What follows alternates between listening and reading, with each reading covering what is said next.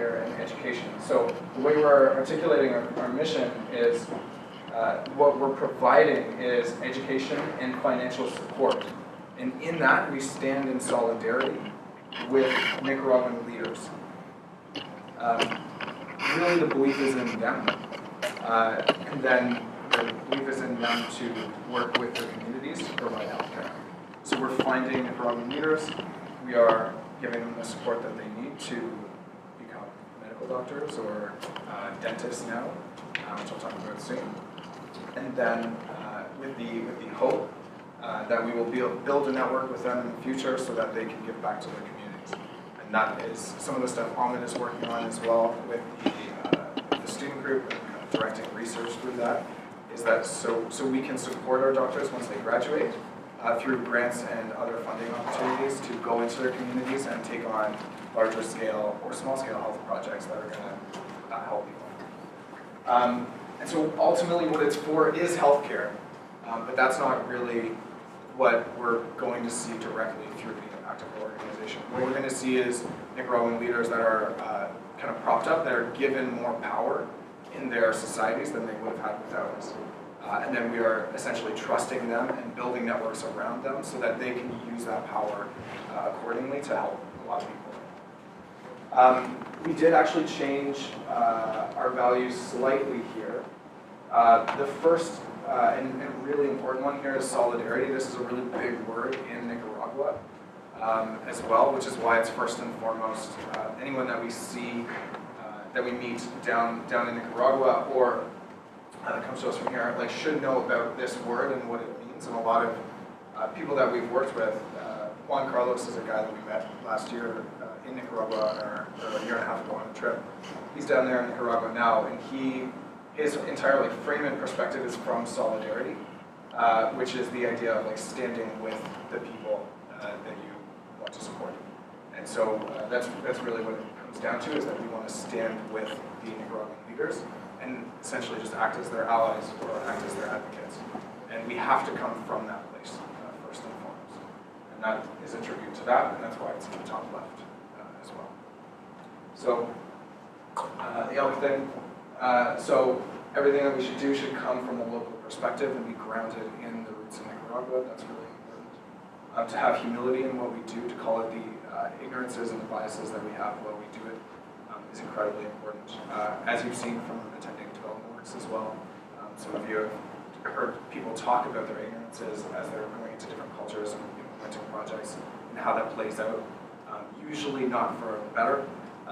And so that we're trying to get around that as much as possible, and that's even just facilitating the conversation around biases and ignorance is why development works is so important for our organization, but also for the knowledge base of anyone who does work in this field. The idea that we want to last for as long as possible, that we are lifelong, we are acting as advocates and allies and standing in solidarity with these leaders for essentially their lives, which is a pretty large-scale commitment. That we want to continue to support them way beyond when they graduate.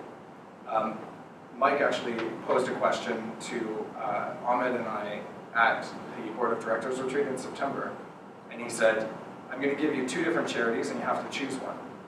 On one charity, you sponsor 10 future medical doctors, you sponsor 10 students a year.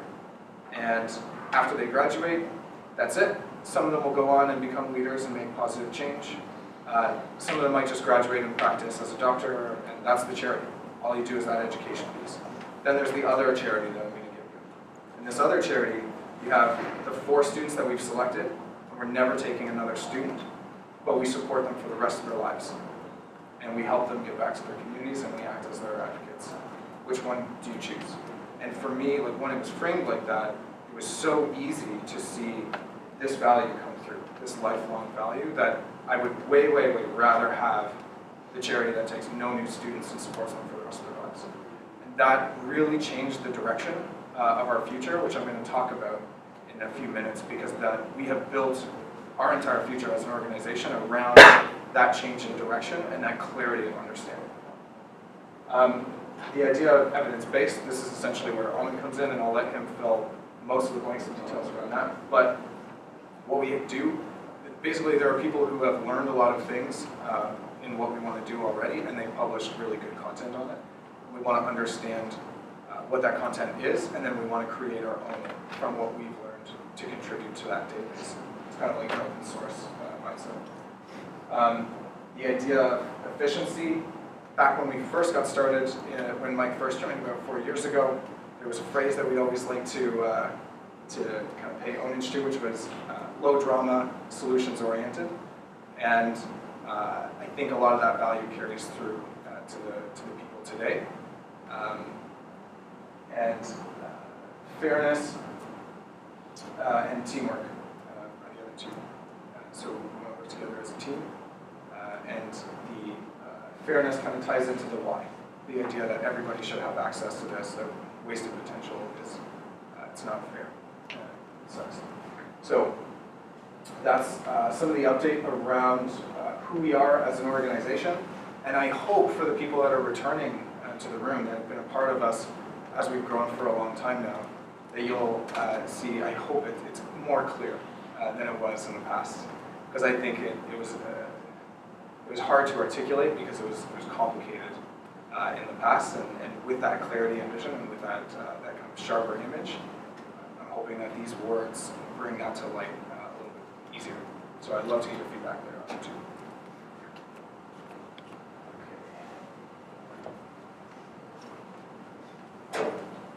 So that's our mission, vision, and values. Now I just want to give some student updates because this is my favorite part. So this is Brian. He just graduated, and now he's our first medical doctor. So he started school in 2012. He was the first student that we sponsored, that essentially I sponsored before this was even a thing, and just kind of committed to it. I wasn't really sure how it was going to play out. Yeah, at the time I had a really big fear of failure, so I was kind of nervous. I was like, oh, like what if I do this and he doesn't graduate, or what if I do this and it just doesn't work? But I decided to try it, and then I think I've been really lucky to have a couple of people help get it off the ground with me here, and then this is what it's gone into today. So his graduation marks like a pretty significant time, and he has his graduation ceremony this February in Nicaragua, and then we're going to go down and see him in July and celebrate with him. So that's really exciting. So he's in his social service here. He's working in the clinic near his own community in Rivas, which is good. And then he's going to have another placement, like God knows where, in Nicaragua somewhere, but maybe up in the mountains, or we don't really know yet, because that's how medical placements work all around the world for some reason. And it's also how they work in Nicaragua. So that's Brian. And then Kimberly, she has graduated or passed her 4th year, and she's in her last year now. And she's in the public school in Managua, which is one of the hardest schools in the whole country to get into. It's a really, really big deal that she got in and is excelling in the way that she is excelling. There's a really interesting piece around, like, she's really interested in research and helping in her community. Like, she convinces her family to go out and volunteer on a weekend, which I find really lovely. So she's really strong and powerful in that way, but she's also very committed to research. And I was talking to a researcher back in 2016 when we went down, and she knew Kimberly because she worked at this giant school in the main city, like the equivalent, maybe like a 1/8 the size of U of T, so like a really big school for like the main city of Nicaragua. And she knew who Kimberly was because she was like, oh, like Kimberly, like I remember her because she cared about research, and she was like the only one. And so that was pretty cool to actually hear. So she's doing really well. I'm really happy to hear that. This is Brandon. Brandon is going into his 3rd year of medical school, so he was the student that we took on in 2000. We decided to take on in 2016, and so that's Brandon. He is doing very well. That is him and his girlfriend, which is good. And I think they actually go to school together in the city as well. And then this is our newest student, who's a dental student named Victor.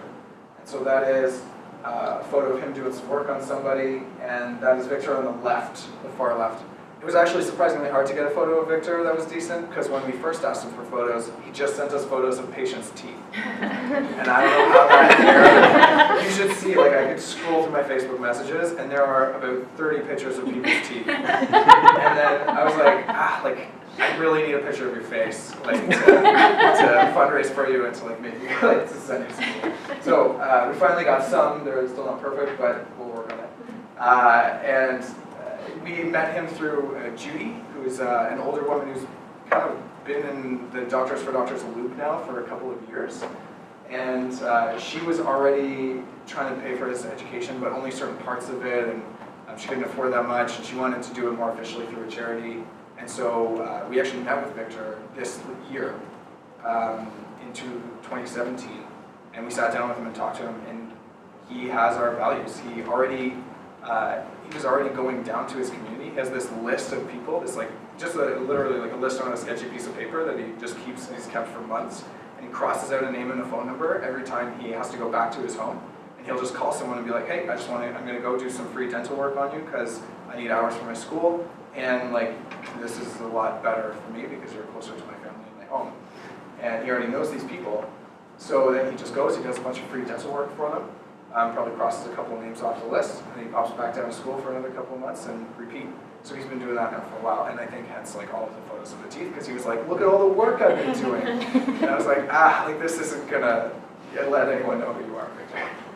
So that's Victor, which is great. So he is going into his third year of dentistry in 2018, and he's also in the big city in Managua, in a private school. So this year for us, just taking a look at the past, this was a year of us establishing our minimum viable product, which is we have coined kind of the MVP.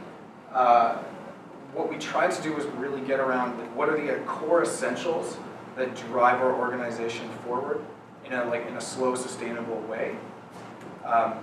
What do we have to do every month to achieve that stuff? And so here's an example of just what that looks like. This is our minimum viable product for January. And the list isn't that long, and it's definitely not ambitious. And that's so, if anything happens, it falls down to the directors, onto me, Mike, and Ahmed. We will get this list done 100% every time for every month for the rest of our lives. And so that's an example of what it is in January. So very, very simple things like run the AGM, run the Development Works event, post to Facebook once a month. All of that stuff, we have a basic understanding around when to pay Corporations Canada. We needed to solidify our minimum viable product, and it took a whole year cycle to really iron it out. And now we can build off of that in a more slowly and a more sustainable way. Back in the past, we had really excited people coming on, and they were like really good parts of our organization. But we had projects that were like really ballooning us out really quickly, and we started to lose that clarity that I was just talking about. And we started to lose that focus of that vision and what we stood for and how we articulated it. And we got a little bit drifty around those values, but we also got drifty around how we spent our time. And there were essential pieces within the organization that weren't getting done because we didn't have this ironed out. So this was our entire year of just understanding like this every month and then putting that down and understanding it and being able to work with that one. So in 2018, we're actually going to be able to slowly build and develop off of that, which is a really big thing. Things like having the student club come out and starting to take on more initiative it's gonna make sense now, and it's all gonna tie back to this really, really solid core that we didn't necessarily have before. So that's why we had to kind of develop that first, and now we can launch outwards in a more safely and controlled way. And this kind of leads me to this next piece of the organization. Remember that crossroads that we were at a while ago around which charity do we want, or what are we doing here? Supporting the students that we have for the rest of their lives. That was a value that we had, but we had no plan, and we had no tangibles for it. We didn't know how we were going to get there or what that was going to look like. And even the thought of it just kind of made me scared for a while. So I'm really, really happy. Part of our MVP was actually establishing what does that look like and what does support for a doctor's life in Nicaragua. What does that even look like and how is that quantified? That's what we finally figured out. So this is the DFD alumni network, which is what we're starting to build and we're working up to over the next few years. So once our students graduate, the idea is that we are going to connect them, to pull them in through granting and research opportunities, and then to essentially fund them going in and working into their own communities. I think no matter what, they're going to want to volunteer and give back to their own communities because that's the place that they all came from when we met them. But I think if they can take on larger scale projects, or if they can affect healthcare policy, or if we can essentially pay them to work with each other in a more collaborative way, we could see bigger and better things. And that's the goal behind this alumni network, and that's what we're working towards. This is our 5-year programs plan. The reason this is really important, just to get started off, is I think before a couple of years ago, we were a little bit butt backwards, in the sense of we knew what we wanted to do. We wanted to fundraise all this stuff, and then we kind of figured out programs at the same time, and it didn't have that same clarity or that same drive. Bringing it back to our core and where we're at, we realized that it has to be relationships based, and it has to be programs driven. And if what we're doing doesn't come from the need that we see already, then it's not going to make sense, and it's certainly not going to be communicated clearly. So this is our 5-year programs plan, which revolves around that alumni network quite heavily. So right now, we don't have any Nicaraguan staff. We're actually going to work hard to try to get an executive director on the ground in Nicaragua to coordinate the alumni network and to start to coordinate our students and supporting them a little bit more thoroughly than our local partners are doing right now. They're doing a pretty good job, but they don't have the exact same mission, vision, values that we do.